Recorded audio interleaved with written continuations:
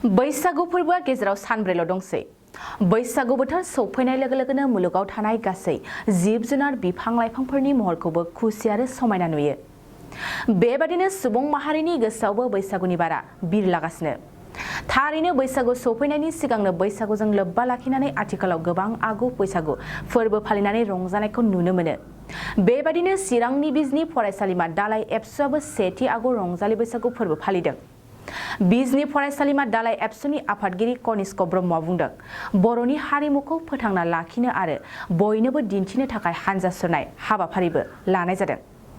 आरो बे हानजा सुरनाय बर'नि आसार खान्थिफोर जेरै ना गुरनाय, मैगं खानाय, हिन्जाव गोदान बरायनाय, बिबान बाननाय, बैसागु मोसानाय बायदि बायदि दिन्थिफुंनाय जादों।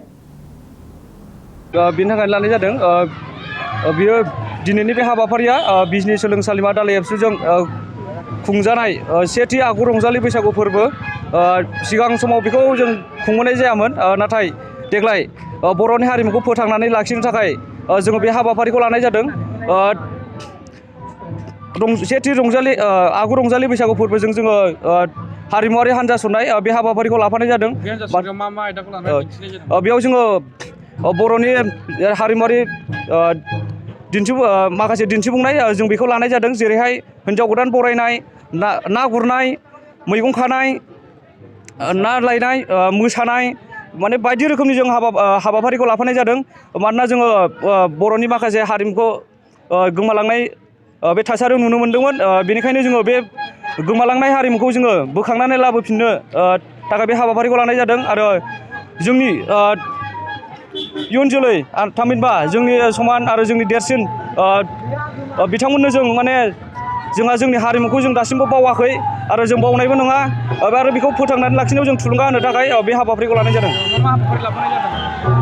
हाबाफारिया जोंहा हारिमुवारि हानजा सुरनाय, बिनि उनाव जोङो बर'फोरा सिगां समाव सौराय जानाय मोनसे हारिमु दंमोन। बेखौ जोङो फोथांनानै लाखिनो थाखाय जों सौराय जानाय हाबाफारि लानाय जादों। बेजों लोगोसेनो बैसागु मेथाइजों मोसानाय बादायलायनाय, बेयाव जों गुबुन गुबुन बिजनी हालामनि सिङाव थानाय गुबुन गुबुन हायार सेकेन्डारि कलेज बे फरायसालि आरो सोलोंसालिनिफ्राय जों मोसानाय बादायलायनाय हानजा लेंहरदों। बेजों लोगोसेनो देमसि मोसानाय बादायलायनाय जों हाबाफारि लादों। बिनि उनाव जोंहा देंखो मोनाबिलि दङ। गोजोनथाव खौरां, बङाइगाव मेरिडियान किया मटर श'रुमआ नोंथांनो लाबोदों गोदान अफार। मेरिडियान किया मटर श'रुमआव नोंथाङा खम बेसेनावनो किया कम्पानिनि गुबुन गुबुन मडेलनि गोदान गारिखौ लानो हागोन। बेनि अनगायैबो मिथिनो गोनां बाथ्राया बेनोदि किया कम्पानिनि 2022 मडेलनि गारिखौ गासै 40,000 रां रेहायाव मोननो हागोन। बेजों लोगोसेनो बे श'रुमाव जेखिजाया कम्पानिनि गोजाम गारिखौ सोलाय सोल' खालामनोबो हागोन। दासान्दि बे अफारा सोलिगासिनो दं। मेरिडियान किया मटर श'रुमआ सा बङाइगाव साफागुरि रड आगराला देहा फाहामसालिनि साखाथियाव थानाय महामाया हटेलनि अपोजिट साइडआव दं।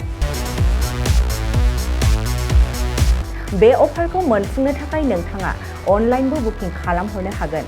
लोगोसेनो गोबां मिथिनो थाखाय थोंजोङै 7099003414 नङाब्ला 8822790662 जानबुं अनजिमायाव जगाजग खालामहरनो हागोन आरो बङाइगाव मेरिडियान किया मटर श'रुमआव थांनानैबो नायनो हागोन।